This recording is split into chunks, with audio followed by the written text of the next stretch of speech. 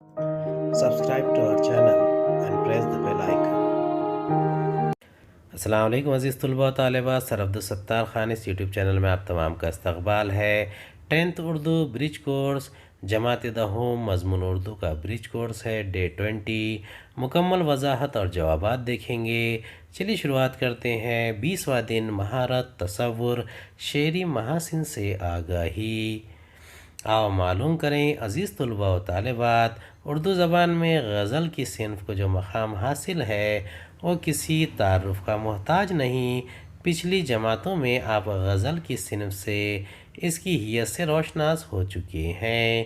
آئیے آج پھر سے ہم مرزا محمد رفیع سودا کی غزل کا اعادہ کریں گے۔ آؤ اہلیت پیدا کریں۔ غزل نمبر 2 مرزا محمد رفیع سودا، درسی کتاب کا صفحہ نمبر 89۔ گدا دست اہل کرم دیکھتے ہیں، گدا دست اہل کرم دیکھتے ہیں، ہم اپنا ہی دم اور قدم دیکھتے ہیں۔ نہ دیکھا جو کچھ جام میں جم نے اپنے، سو یک خطرہ میں ہم دیکھتے ہیں۔ غرض کفر سے کچھ نہ دیسے ہیں مطلب، تماشائے دیر و حرم دیکھتے ہیں۔ حباب لاوے جو ہے باغ باہم، چمن کو تیرے کوئی دم دیکھتے ہیں۔ خدا دشمنوں کو نہ وہ کچھ دکھاوے، جو کچھ دوست اپنے سے ہم دیکھتے ہیں۔ مٹا جائے ہے حرف حرف آنسوؤں سے، جو نامہ اسے ہم رقم دیکھتے ہیں۔ مندرجہ بالا غزل کا بغور مطالعہ کر کے سرگرمیاں مکمل کریں۔ سرگرمی نمبر 1، شعر کی تشریح کیجیے۔ خدا دشمنوں کو نہ وہ کچھ دکھاوے، جو کچھ دوست اپنے سے ہم دیکھتے ہیں۔ اس کی تشریح ہے، شاعر کہتا ہے کہ دوست، آشنا اور دیگر قرابت دار ہمیں جو چوٹ پہنچاتے ہیں اور جس شدید قسم کا دھوکہ دیتے ہیں وہ بیگانے اور غیر بھی نہیں کرتے۔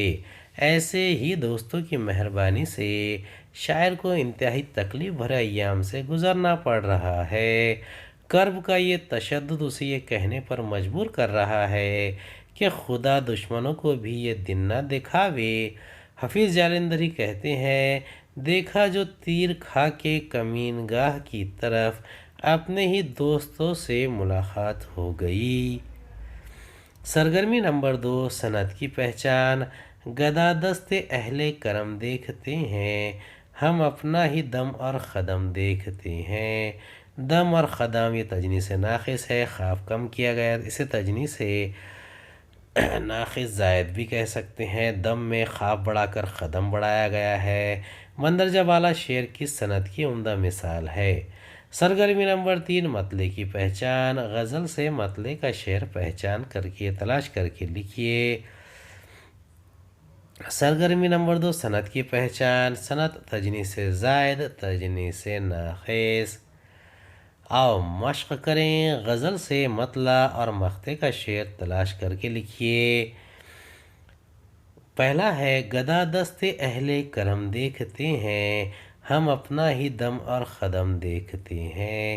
یہ مطلع کا شعر ہے۔ مقطع کا شعر، مگر تجھ سے رنجیدہ خاطر ہے سودا، اسے تیرے کوچے میں کم دیکھتے ہیں۔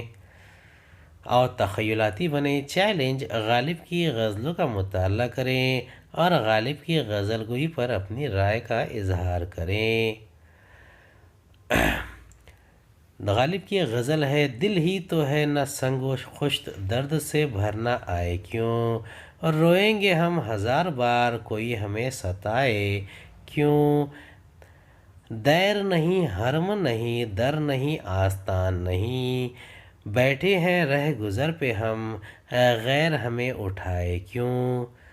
جب وہ جمال دل فروز، صورت مہر نیم روز، آپ ہی ہو نظارہ سوز، پردے میں منہ چھپائے کیوں۔